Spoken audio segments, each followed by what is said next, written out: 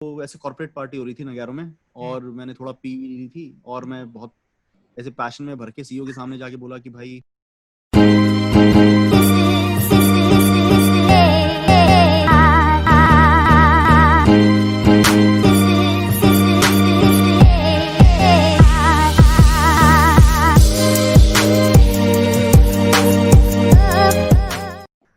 Hi Parth. So this is Sumit and I am a teacher on data structure algorithms. और 2 साल से मैं पेप coding नाम का ये इंस्टीट्यूट चला रहा हूँ, एंड कुछ बच्चे प्लेस कर पाया हूँ मैं। टीयर 1 टीयर 2 से तो सभी कर लेते हैं, टीयर 3 के भी मैं कुछ बच्चे में प्लेस कर पाया हूँ। तो कम से कम 350 करीब बच्चे प्लेस कर लिए होंगे 20 लाख के ऊपर, जिनमें से 50 बच्चे टीयर 3 कॉलेजेस से ही हैं। तो सर आपकी जर्नी कैसी रही थी? आप पंजाब इंजीनियरिंग कॉलेज से हो, तो हाँ बेटा, you passed out in 2009 and उसके बाद आपने फिर 2-3 कंपनीज में काम भी करा, एंड एट द एंड फिर आप तो जैसे मैं बताता हूँ, 2009 में कॉलेज से पास आउट हुआ था तो बहुत टेक्निकल नहीं था मैं। तो जैसे अपने कॉलेज के 3rd-4th ईयर में मैं यूपीएससी की तैयारी कर रहा था। सपना भी वही था कि यूपीएससी की तैयारी करूंगा। इनफैक्ट मेरी कॉलेज में ड्रीम कंपनी टेक्निकल थी ही नहीं, मेरी ड्रीम कंपनी थी मैकेंसी। अच्छा, और वो कंसल्टेंसी। तो मैं ये सोच रहा था कि मैकेंसी में मेरा वर्क प्रोफाइल होगा, वो मेजर ये होगा कि न्यूज़पेपर पढ़ो और नॉलेज गैदर करो और बहुत सारा अपडेटेड रहो। तो मुझे लग रहा था कि वो मेरी यूपीएससी के सपने को भी पूरा करेगा। ठीक है, तो मैं तो 2 साल अखबार पढ़ रहा था, उस तरफ काम करता था। फिर सिर्फ एक की कंपनी के ऊपर सब दाव लगा दिया था और मैकेंसी में नहीं हुआ। हमारे यहाँ का सीजन ओपनर होता था मैकेंसी, डे 1 कंपनी थी, डे 0 कंपनी थी, वहाँ नहीं हुआ। फिर टेक पढ़ना स्टार्ट किया थोड़ा बहुत। फिर दूसरी company make my trip I थी और उसमें सिलेक्ट हो गया। अच्छा, अब 2008-9 था, क्राइसिस वाला टाइम मतलब फाइनेंशियल क्राइसिस था, एक रिसेशन आया था। राइट तो उस रिसेशन में वो लेमन ब्रदर्स क्रैश कर गए थे ना, तो उस टाइम पर फिर मेक माई ट्रिप ने अपना ऑफर रिफ्यूज कर दिया। तो कॉलेज में मेक माई ट्रिप थी ड्रीम कंपनी, किसी कंपनी में बैठ नहीं पाया। जब ज्वाइनिंग का टाइम आया तो मेक माई ट्रिप ने ऑफर रिफ्यूज कर दिया। अच्छा, फिर जॉबलेस पास आउट हुआ मैं पेक से।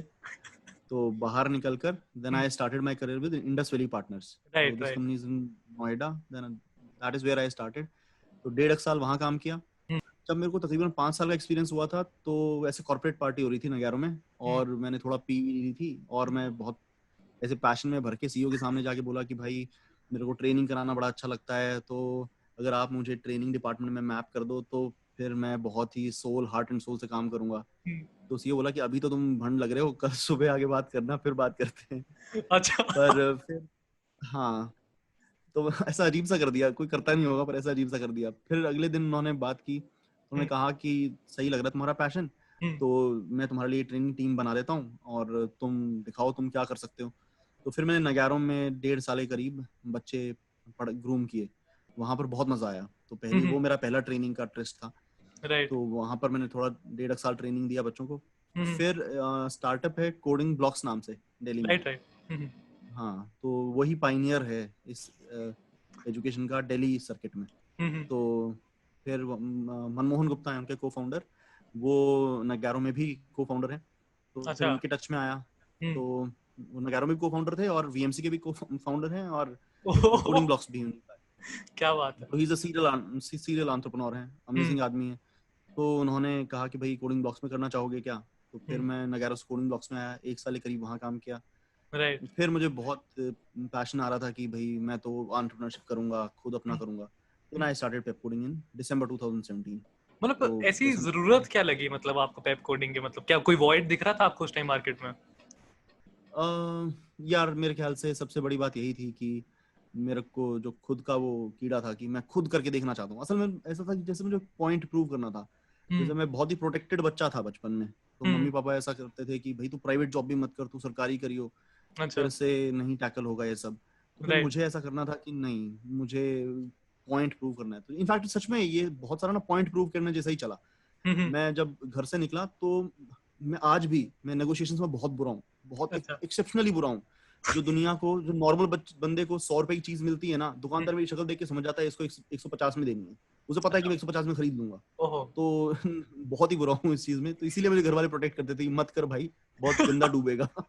नेवरदलेस मुझे भी यही प्रूव करना था कि नहीं मैं कर सकता हूँ। तो then I got out of home अकेला निकला मैं, मुझे कोई अंदाजा नहीं था कि कैसे करते हैं, मुझे नहीं पता कंपनी कैसे रजिस्टर होती है, मुझे नहीं पता कि चीजें रेंट आउट कैसे करते हैं, फर्नीचर कहाँ से मिलता है, कुछ नहीं पता। तो I came out and I rented up a place, tried to start up. In fact मैं चाहता नहीं था कि घर वाले मदद करें, लेकिन शुरुआत में घर वालों ने वो हैंड होल्डिंग करी कि नहीं नहीं नहीं तुझे कुछ नहीं करना है, घर हम वालों को करके प्यार देते तो हैं, होता ही है। हाँ तेरा सेंटर बना के देते हैं, तो चलो।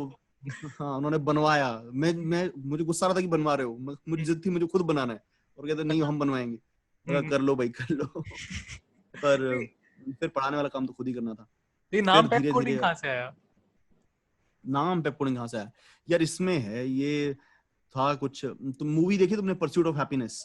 तो मैंने मिस कर एक दी सर। मूवी है तो मुझे बहुत दिल के करीब लगती है, विल स्मिथ की मूवी है परस्यूट ऑफ हैप्पीनेस, बहुत बहुत बहुत ऑसम मूवी है। तो मुझे उस मूवी को देख के ये लगता है कि I in my life have never pursued happiness, instead I have tried to pursue something called peace, और दूसरी चीज जो परस्यू कर रहा हूँ वो एक्सीलेंस है। तो ये उन दो से आया, ये पेप जो इसमें वर्ड है ना वो हैप्पी वाला पेप नहीं है, वो है pursuit of excellence and peace, that is what was sorry, ये तो मतलब इनफैक्ट ना पता क्या हुआ कुछ कोडिंग ब्लॉक्स में, कोडिंग ब्लॉक्स बहुत ही अमेजिंग जगह थी काम करने के लिए, बट समहाउ मेरा स्टेट सही नहीं था, तो मैं हमेशा दिमाग में भरा हुआ रहता था। तो वो साल मेरे करियर का आउटपुट की तरफ से बहुत अमेजिंग साल था, लेकिन पीस ऑफ माइंड की तरफ से बहुत खराब साल था, जिसमें मेरे मैनेजर्स बहुत अमेजिंग थे, मनमोहन सर बहुत अमेजिंग है, लेकिन उसके बावजूद ना मेरा दिमाग हमेशा भरा रहता था, मेरी स्टेट ऑफ माइंड खराब थी, मेरी तरफ की मिस्टेक्स थी, तो मैं I was not peaceful at all. तो फिर मुझे पेप कोडिंग स्टार्ट करना था, तो तब मैंने कहा कि नहीं पीस इज वेरी इंपॉर्टेंट, तो this is pursuit of excellence and peace, that is how Pepcoding came up. तो जब आप पेप कोडिंग के बारे में सोच रहे थे तो तब कंपटीशन में कोडिंग ब्लॉक्स था, कोडिंग निंजा आ चुका था तब तक? निंजाज एक साल पहले आ गया था, निंजाज भी तो आ चुका कोडिंग था। ब्लॉक्स खुला था 2014 में, और निंजाज खुला था 2016 में, और पेप कोडिंग आया दिसंबर 2017 में। मतलब तो इतना कंपटीशन था तभी आपने सोचा कि मतलब मैं डालता हूँ, और अब तो कंपटीशन और भी बढ़ता जा रहा है। अमन दत्तरवाल जी भी अपनी वीडियोस डाल रहे हैं डीएसएल गो पे, तो हाँ मतलब बिल्कुल यार वो ठीक है, मतलब ना market is large enough to have all of us, right. Market बहुत बड़ी है, सबके लिए जगह है, सभी आउटपुट प्रोड्यूस कर लेंगे। देख वो जो नास्कॉम है, हर साल नास्कॉम का रोना पता है क्या होता था कि इस देश में ना सिर्फ 1% इंजीनियर हायर करने लायक है, 99% इंजीनियर ऐसे खराब हैं। तो अगर इस देश में सिर्फ 1% इंजीनियर हायर करने लायक है ना, तो फिर बहुत सारी परसेंटेज बची हुई है जिसे हायरिएबल बनाना है, तो नास्कॉम का मुंह बंद कराना है। नहीं सभी हायरिएबल। सही है, सही है। तुम जॉब बनाओ, तुम बनाओ, देखो लोगों को ज्यादा काबिलियत है, तुम्हारे पास जॉब नहीं है। मतलब सही बात है, हायरेबल लोग ज्यादा बनाने का प्लान था मतलब आपका आइडिया। हाँ मार्केट में यार इनफ स्पेस है, सबके लिए स्पेस है सब। तो बेटा जैसे आप कहते हो, देखो आप पढ़ाते हो बच्चों को जॉब लगने के लिए गूगल, एप्पल, माइक्रोसॉफ्ट, बाकी अमेज़न में, बट एग्जैक्टली तो हमारी सोच फिर उस डब्बे बन चुकी है, तो फिर अब आप कैसे बन एक्सपेक्ट चुकी कर सकते हो कि हमारा बच्चा जाके एक नया गूगल बना दे? जी यार देख बिल्कुल मानता हूँ, मतलब अगर तू मेरी बात करेगा ना तो मैं बच्चे को बिल्कुल उसकी सोच बंद कर रहा हूँ, सही बता रहा हूँ, बंद कर रहा हूँ। मेरा टारगेट सिंपल है, बच्चे को अंदर पहुंचाना है, कंपनी के अंदर पहुंचाना है। बिल्कुल। मैं उसको रेवोल्यूशनरी नहीं बना रहा, मैं उसको क्रिएटिव भी नहीं बना रहा, इनफैक्ट अगर मेरा कुछ तरीका कर रहा है ना तो उसकी क्रिएटिविटी को मार रहा है।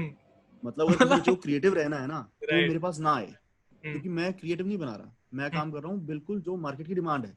मार्केट की डिमांड है, मैं चाहता हूँ, बच्चा चाहता है अमेज़न में प्लेस होना, मैं कहता हूँ ज्यादा दिमाग मत चला, इनफैक्ट ज्यादा क्रिएटिव भी मत बन, ये क्वेश्चन कर, हो जाएगा। तो सही बात करूं तो, सच्ची बात करूं तो अभी तो हम जो कर रहे हैं, जो भी पेप कोडिंग कर रहा है या जो भी इस देश में हो रहा है इस मार्केट के अंदर, वो ओरिजिनल थिंकर्स नहीं बना रहा है। ओरिजिनल थिंकर्स को हमारी कभी जरूरत भी नहीं होगी, और इनफैक्ट वो वाले काम जो सारे करेंगे ना, वो जो सारे काम करेंगे वो ओरिजिनल थिंकर्स करेंगे, और कोई ओरिजिनल थिंकर मेरे पास कभी नहीं आने वाला, कभी भी नहीं आने वाला। पर उस ओरिजिनल थिंकर को टीम तो बनानी होगी, पढ़े लिखे लोगों की, बात भी है। मैं बना रहा हूँ उसके लिए। ये बात भी सही है, बात सही है। तो अब जैसे आपने जॉब भी करी, आपने क्या 2009 से पास आउट हुए, 2017 में आपने पेप कोडिंग खोला, तो आपको कितना 8 साल का एक्सपीरियंस है जॉब में, फिर उसके बाद आप हाँ 2 साल से 2.5 साल से एंटरप्रेन्योरशिप भी कर रहे हो, तो क्या हाँ जी फर्क क्या है, कैसे कंपेयर करोगे आप दोनों चीजों को? यार देख, डे टू डे इतना फर्क नहीं पड़ता, डे टू डे तो सिमिलर ही रहता है। मतलब जब मैंने एंटरप्रेन्योरशिप स्टार्ट किया था ना, तो मेरे दिमाग में कुछ और ही था कि ऐसी लाइफ होगी, वैसी लाइफ होगी। पर फिर मुझे इवेंचुअली समझ में आया कि जो मेरे बॉस मुझे काम देते थे वो उनकी मजबूरियां भी होती थी, और जब जहां भी तुम काम करते हो ना वहां एक्साइटिंग काम भी पैदा होता है और वहां बोरिंग काम भी पैदा होता है। तो तुमको एक्साइटिंग और बोरिंग काम का मिक्सचर मिलता है, सारी टीम को ही वो मिक्सचर मिलता है। तो तुम ऐसे राजा बन के सारा एक्साइटिंग काम जॉब में नहीं मांग सकते। वो वहां पर तुम्हें दिया जाएगा, क्योंकि काम दोनों तरह के पैदा हुए हैं, एक्साइटिंग भी बोरिंग भी, तुम्हें दोनों काम मिलेंगे और तुम्हें करने पड़ेंगे। फिर मैंने सोचा था एंटरप्रेन्योरशिप करूंगा तो मैं सारे एक्साइटिंग काम करूंगा, ये करूंगा वो करूंगा। इवेंचुअली मुझे in fact I become wiser now. मैंने ये बात समझी है कि भाई वो मेरे को कुछ थोपते नहीं थे, वो मजबूरी थी, वो तो काम पैदा ही होता है। अब भी मैं बोरिंग काम करता हूँ, मेरा मन करता है वीडियो बनाऊं मैं 24 घंटे, लेकिन मुझे पिछले 5 दिन 6 दिन पहले जीएसटी का काम करना पड़ा। लगातार 6 दिन में जीएसटी का काम किया। अब जीएसटी का काम नहीं करूंगा जेल हो जाएगी, करना पड़ेगा ना भाई। सही बात है, बिल्कुल। मन कर रहा है वीडियो बनाने का और काम जीएसटी का इंपॉर्टेंट है, छोड़ थोड़े सकता हूँ। बिल्कुल ठीक है। अब अपनी इनफैक्ट मैंने अपने बॉस और मैनेजर वगैरह की नेगेटिव पार्ट्स देखे थे ज्यादा जब मैं जॉब में हुआ करता था, मुझे उनमें बुराइयां दिखती थी। अब जब मैं खुद ये काम करने लगा तो मुझे उनकी बातें समझ में आती हैं ज्यादा। जैसे मैंने मनमोहन सर के बारे में बताया, तो उस टाइम पर ना आई यूज्ड टू बी कि एग्रेसिव और ये सब की, अब मुझे बाद में समझ में आया कि भैया हाँ सब ठीक था। सही बात है। किसी तो बाद जब में आप दिमाग उनकी खुलता प्लेस पे आते हो तो आपको थॉट प्रोसेस से पता चल जाता है ना, है, बाद में दिमाग खुलता है। Right right. जी। तो अब जैसा आप इतनी वीडियोस बना रहे हो, आप इतने बच्चों को पढ़ा रहे हो, तो अब आपकी ऐसे क्या 350 बच्चों में से 50 आपके टीयर 3 वाले हैं, बाकी टीयर 1 वाले हो गए। तो मतलब आपको हाँ क्या तो पर्सपेक्टिव में क्या चेंज दिखता है बच्चों के? यार देख, एक तो ऑब्वियस ये वाली बात है, टीयर 3 वाले को मालूम है कि कॉलेज में उतनी कंपनियां नहीं आने वाली। तो टीयर 3 वाले के मन में ये होता है कि यार मैं तैयारी कर भी लूंगा ना तो कॉलेज में कंपनी नहीं आएगी। उसके पास एक एक्स्ट्रा टेंशन होती है कि मैं तैयारी करने के बाद अपने लिए कंपनी कैसे लाऊंगा, मैं कैसे क्रैक करूंगा, ये उसके मन में एक्स्ट्रा टेंशन होती है। और ये एक्स्ट्रा टेंशन ना सारा दिमाग हिला देती है बच्चे का। और कैसे उसका दिमाग हिला देती है, उसने मेरे मुंह से सुन लिया कि डीएसएलगो से जॉब लगेगी, उसने सुन लिया और औरों से भी सुन लिया कि वो टीयर 1 वालों की डीएसएलगो से लगी थी, लेकिन वो डीएसएलगो पे खुद को कमिट नहीं कर पाएगा। वो पता क्या चाहेगा कि साथ में थोड़ी वेब डेव भी कर लूं, थोड़ी मोबाइल भी कर लूं, थोड़ी एमएल भी कर लूं, क्योंकि अगर वो कंपनियां नहीं आई तो मुझे जो मार्केट टैप करनी पड़ेगी वो मुझसे वेब भी पूछेगी, मोबाइल भी पूछेगी, थोड़ा बहुत एमएल भी पूछेगी। तो इसलिए वो बहुत सारी चीजें थोड़ी थोड़ी कर लेता है और डीएसएलगो की तरफ कमिट नहीं हो पाता। तो अब आप एक गूगल के पैकेज को और अपने एंटरप्रेन्योरशिप के पैकेज को कैसे कंपेयर करोगे?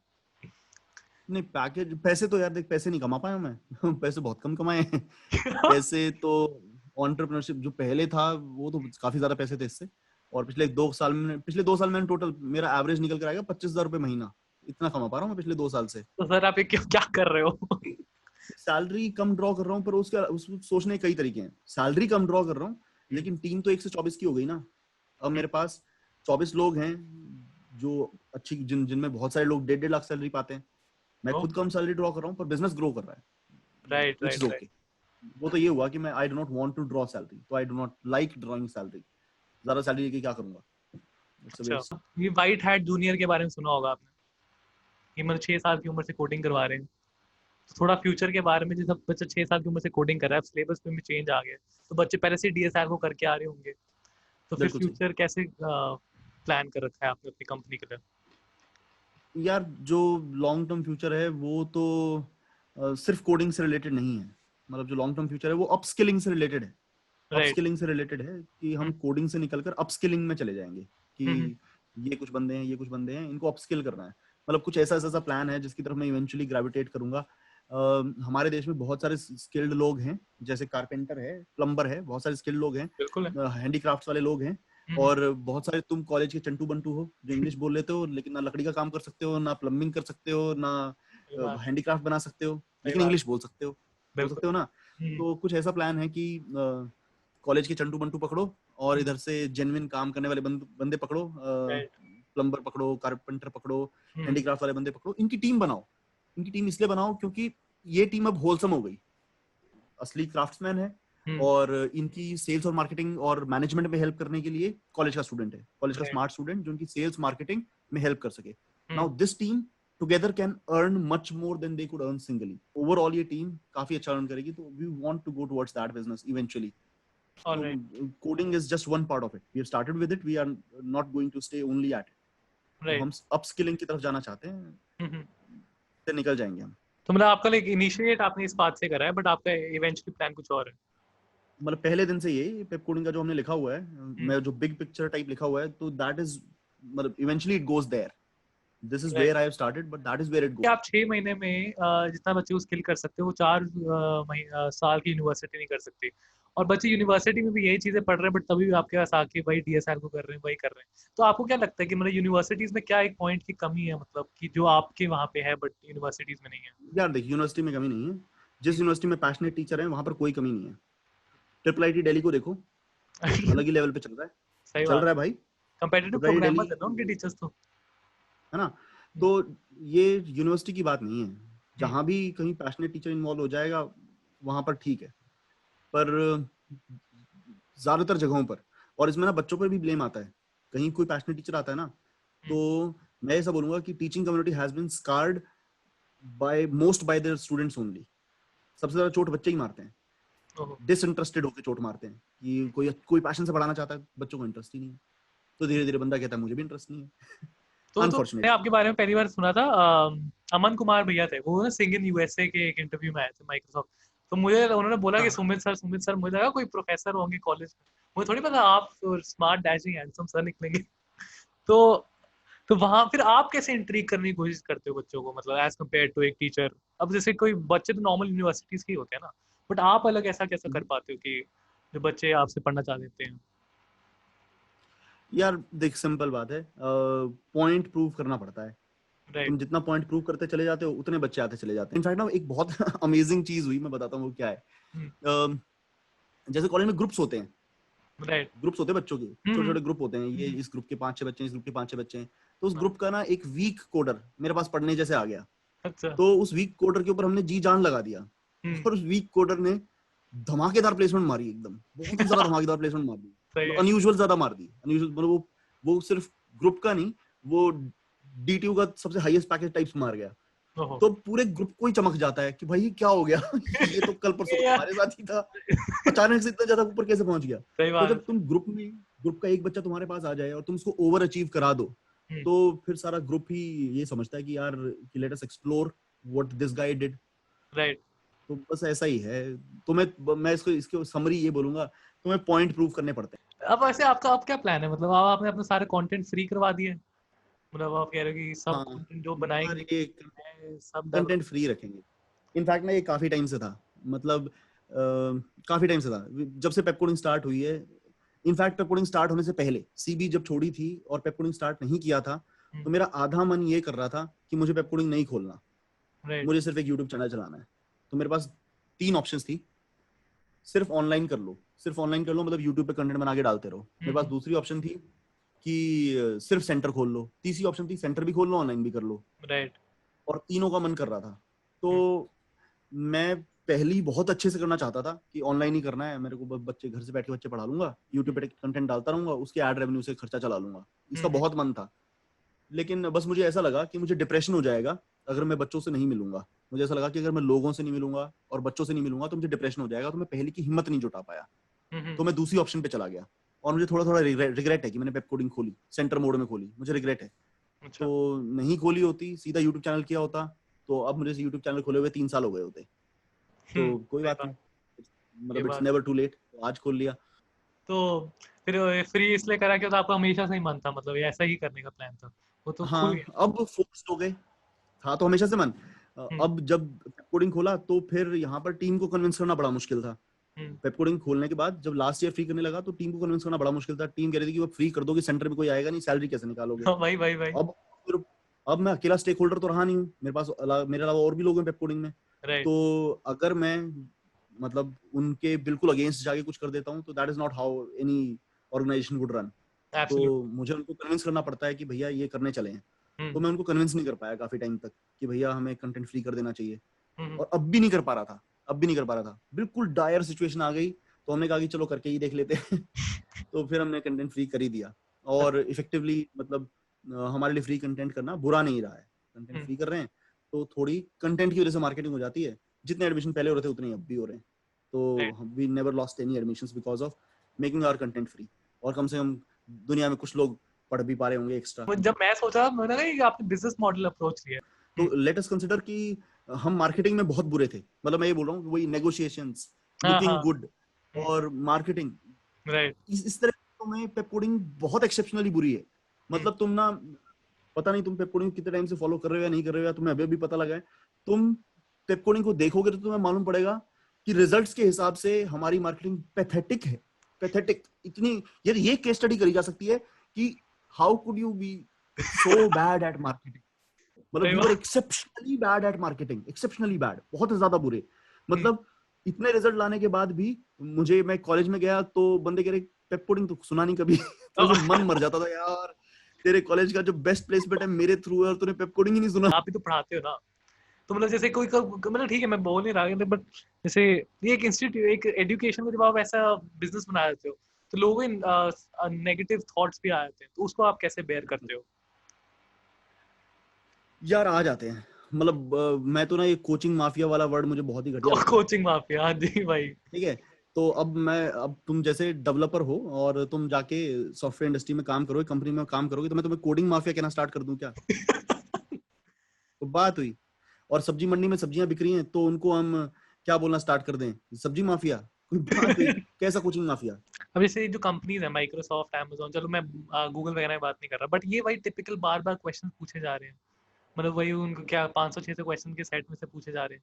तो मतलब आपको भी कैसे मजा आता होगा, मतलब बच्चों को वही 500-600 क्वेश्चन, आपको चेंज कैसे लाते हो मजा मतलब? आना बंद हो गया, मजा आना बंद हो गया ना, मुझे मजा आना बंद हो गया। तो मतलब अब मैं खुद बैचेस ले भी नहीं रहा, मतलब वही सवाल करा करा के। शुरुआत में तो फन आता था जब तक मुझे नहीं आते थे, राइट। फिर जब मुझे वो आ गए अब वो सवाल कराने में फन भी नहीं आता।